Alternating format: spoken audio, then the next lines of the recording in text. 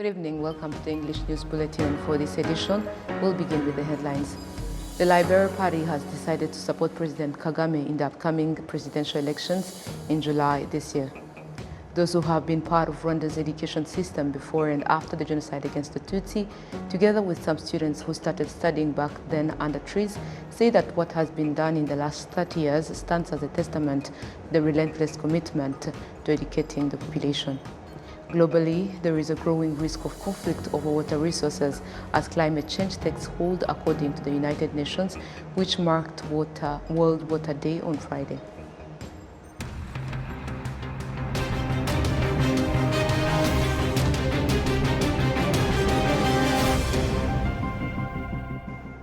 Glad to have your company tonight. My name is Olive Nete. Now to the news in details. For the second time, the Social Democratic Party has decided to support President Paul Kagame in the coming elections because of the leadership abilities he has continued to display. Serge Honore with more. The second extraordinary Congress of PSD that convened on Sunday decided to support President Kagame's candidacy after his own party, the RPF Inkotanyi, chose him at a rate of more than 99%. We chose to support His Excellency Paul Kagame's candidacy for president based on his achievements in the years he has led the country, and also based on the fact that the manifesto we submitted last time was a success thanks to the cooperation that exists between both parties, and he is keen on listening to the ideas of other parties. We have no doubts about his abilities, and he is loved by Rwandans. Plus, he is obviously willing to serve the country, caring for the needs of all. For the first time in its 33-year history, the Social Democratic Party has elected coordinators for the party's women and youths. We will encourage more women to have confidence in their abilities and to strive for their own development, because not many are accessing financial services and other means to help them to develop. We will also encourage them to progressively save their money. Without the generations working to support each other, including the youth, nothing can be achieved. We are supporting the candidate that was submitted by the RPF Inkotanyi, and we will do so in such a way as to ensure that the election will be transparent. Among the 82 articles of PSD's manifesto is the proposal to increase the number of the country's senators from 26 to 40, and those in the Chamber of Deputies from 80 to 120.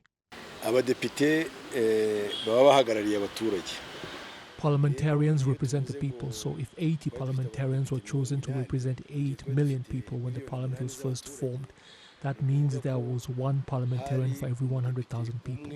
Now we have between 13 and 14 million people, and so the number of parliamentarians should also increase so that the ratio that existed after the genocide against the Tutsi is respected.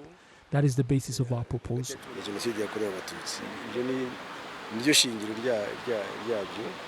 The manifesto also proposes reducing value-added tax from 18 to 14%, and that there be 1 year compulsory military conscription for high school graduates before they can continue their studies in university.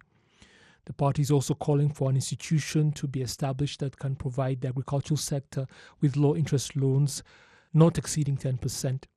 PSD is also looking to increase its number of seats in parliament. During the 2017 elections, the Social Democratic Party also supported President Kagame's campaign, though previously in 2010 it had submitted its own presidential candidate. Thank you, Serge, for the details. Still speaking about matters of political parties, the Liberal Party has decided to support President Kagame in the upcoming presidential elections in July this year. Let's take a look at the details. The decision was made during PR's National Congress that also laid out the party's manifesto for the next 5 years.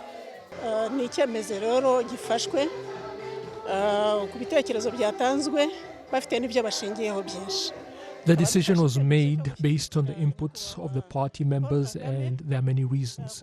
We have therefore decided to support His Excellency Paul Kagame as the candidate that was put forward by the RPF Inkotanyi party. So he has become our candidate too because we support him. We will campaign on his behalf, vote for him, and encourage others to do the same as well. His achievements are endless, starting with how he successfully led the liberation struggle and halted the genocide. You know the desperate situation our country was in after that. and he also led the struggle to develop our nation, using his skills as a leader to pull us out of the terrible situation we were in. The Liberal Party points out that supporting President Paul Kagame is also in its interests. Inyungu dufite ni nk'iy'abanyarwanda bose kuko iyo ugomba guhitamo uyobora igihugu ugomba guhitamo ushoboye kurenza abandi bose. Our interests are the same as those of all Rwandans, because when choosing a national leader, you must choose the most capable individual in that capacity. That is our interest in all of this, and we are prepared to support him, his responsibilities, in our own capacity, so that we may all reach our destination. All political parties in Rwanda have the same objective. What differs is how we believe that objective can be achieved. That doesn't change the fact, however, that we all want long-term development for our country.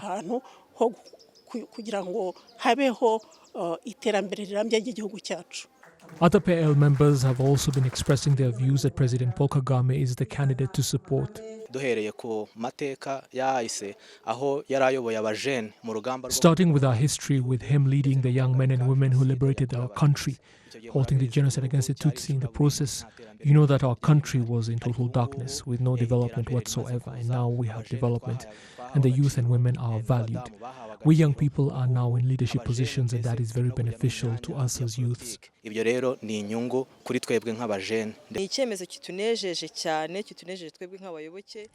We are very happy about this decision as party members because his good leadership is in line with PL's political manifesto. The whole country can see how he has given women their value back. We are in decision-making positions. We have rights over property. We are no longer oppressed, and gender-based violence is no longer tolerated. There are very important things for us women, and we thank His Excellency Paul Kagame, the President of the Republic, for that. During the National Congress, the PR members also discussed the guidelines that will be followed in the selection of the party's parliamentary candidates and their campaign slogans during the general elections in July. Moving ahead, members of the PS Imberakuri party in the southern province have committed to ensuring that they meet all requirements to participate in the presidential and parliamentary elections of July this year. We have details. The party members from the different districts of the southern province gathered on Sunday for training and briefing on the history of the party, as well as what is expected of them during the coming elections.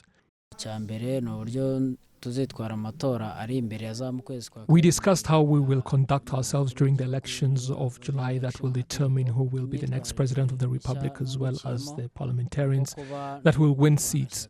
I understood the importance of living in harmony with people who belong to other parties, while striving to protect all the country has achieved and playing my part to make even more achievements for the benefit of all Rwandans. The party's president was clear on what is expected of PS Imberakuri party members during the election period.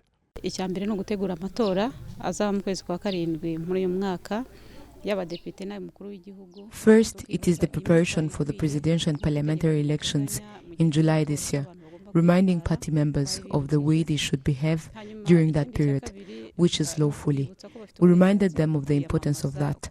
Second, we reminded them that it is their right to stand for election. And thirdly, we reminded them to contribute their ideas to the manifesto we'll use during the elections, acknowledging our achievements and also working that what was not achieved during this mandate may be achieved during the next one, even though we can use that to our advantage during the campaign period. noneho tuzabikoreshe twiyamamaza ariko tuzanabikorere nyine n'ubuvugizi kugira ngo bizagerweho muri iriya mandita. The PS Imberakuri members of the southern province, many of them youths, highlighted a few concerns to their leaders, including the problem of youth unemployment, calling on them to work with the rest of the country to address it. Now to health matters, the Rwanda Biomedical Center reveals that 57.1% of Rwandans have never received any form of dental care. This data comes at a significant time as March 20th marks the International Day dedicated to the fight against oral diseases. Adam Squizera with more. Some residents emphasize that increasing access to oral health care services will be a crucial long-term solution to eradicate the problem. They explained to me much on oral health care, that I have to take care of my oral hygiene for at least twice a day. On the other hand, dentists highlight that low awareness is a major cause contributing to the increase in oral diseases.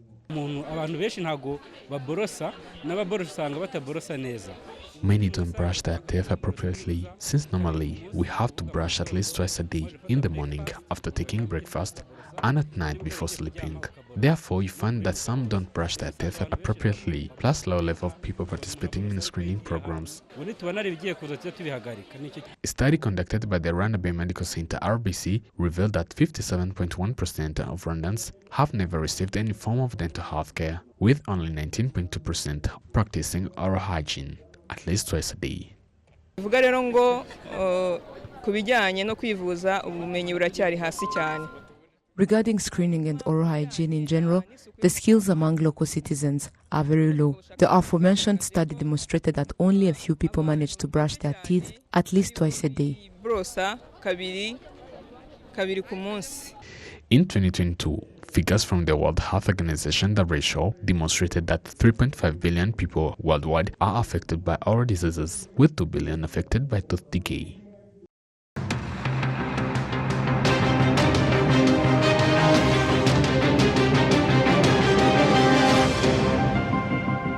Back to local matters, speaking of the education system, those who have been part of Rwanda's education system before and after the genocide against the Tutsi, together with some students who started studying back then under trees, say that what has been done in the last 30 years stands as a testament to the relentless commitment to educating the population and fostering the development of a robust Rwandan society. We have more on this story.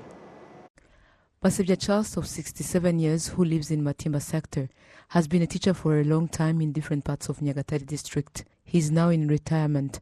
He shows how education started under trees, students sitting on bricks and wooden poles, students writing on wooden boards, teachers without manuals, and so on. They started establishing schools, and at that time children would study under trees. JS Matimba School in Nyagatare is one of the schools Basebya Charles gives an example of how education started from scratch. Although it was a school that started under a tree, there is now a library and enough computers for primary and secondary school students. Kaigana John, who was the director of the primary school, says that Rwanda's education has been growing rapidly. The date of the 1st of May 2022 is when I received the letter to retire, and I was the one who applied for it because there were so many technological advancements that I couldn't cope with. Today, children now have access to education with the confidence to succeed, and they have a purpose in life. Aurelia Mukamazimaka, who was a student studying in a tent at Rwenhanga Primary School in Matimba sector, is now a teacher at the same school. I arrived here in 1997. When I got here, students used to study under tents. There were no chairs to sit on in school. But later on, they made changes and rebuilt it, and we continued to study. At that time, I was in my third year of primary school, and slow by slow, there was development. The 9-year basic education program began in 2009. 3 years after, the 12-year basic education also started. Alex Izabayo, a young man who studied basic education in Karambi sector of Nyamasheke district at JS Karambi. Later he went to study at the University of Rwanda, Faculty of Science and Technology, studying science and astronomy. He is now an employee at the Rwanda Standards Board, and he evaluates counters that are to be used to measure the amount of water that people use. For example, in our section where we studied mathematics, science and geography, there were 10 of us. 6 of them joined the University of Rwanda, others got a diploma, nobody failed. The Ministry of Education statistics reveal a substantial increase in students enrollment. From the year 1993-1994 to 2021-2022, primary school enrollment surged from 1,174,448 to 3,097,876 students, marking a 164% increase. Likewise, secondary school enrollment rose from 36,815 to 813,752 students, reflecting a notable increase of 776,937. Let us begin with the students who were able to pass but could not find the fees. And now that has been solved. They get their chance to join schools, they don't have any excuses, and then they get to study and succeed because they start from a young age succeeding. They become great people and they achieve great things and continue to contribute to the country's development. Since the year 2009-2010, the Ministry of Education has constructed 43,399 classrooms. In 1993-1994, there were 1,882 primary schools with 1,174,448 students, whereas in 2021-2022, there were 3,831 secondary schools with 3,097,876 students. Similarly, in 1993-1994, there were 280 secondary schools with 36,815 students, increasing to 2,377 secondary schools with 813,752 students by 2021-2022. Bugesera district, once with only 2 secondary schools, has experienced dramatic educational growth, according to the mayor, Mutabazi Richard.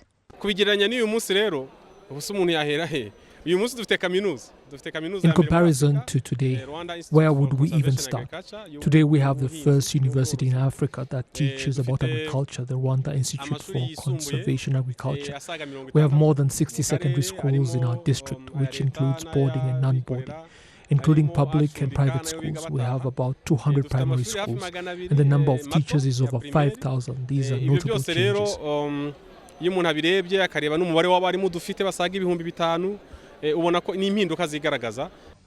Munyankorere Jean-Baptiste, an 85-year-old resident of the Bugesera district, has been in education in Rwanda for nearly 50 years.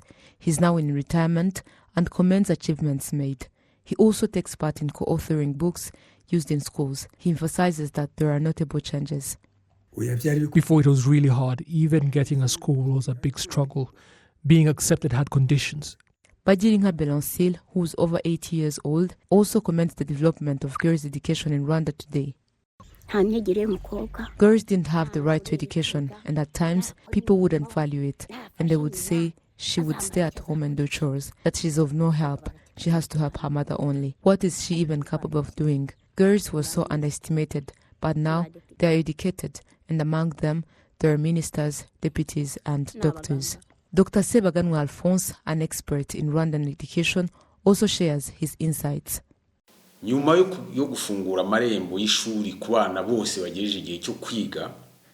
After opening up opportunities to everyone who is eligible in terms of age to join school, there was a focus on the quality of education at all levels, especially promoting knowledge-based education, skills, and technology.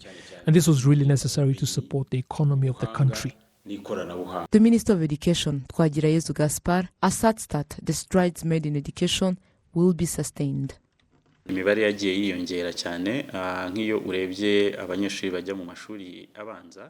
The numbers have been increasing. If you look at the number of students who get enrolled in primary schools, the number has tripled.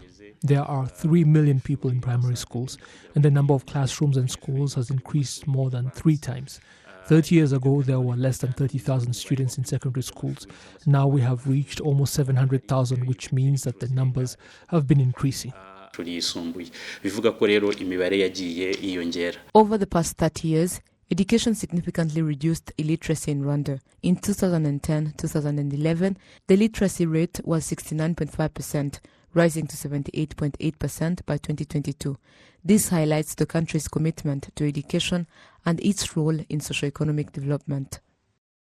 And that story brings us to the end of tonight's bulletin, but before we leave, a quick reminder of our top stories. The Liberal Party has decided to support President Kagame in the upcoming presidential elections in July this year. Those who have been part of Rwanda's education system before and after the genocide against the Tutsi, together with some students who are studying back then under trees, say that what has been done in the last 30 years stands as a testament to the relentless commitment to educating the population. Globally, there is a growing risk of conflict over water resources as climate change takes hold, according to the United Nations, which marked World Water Day on Friday.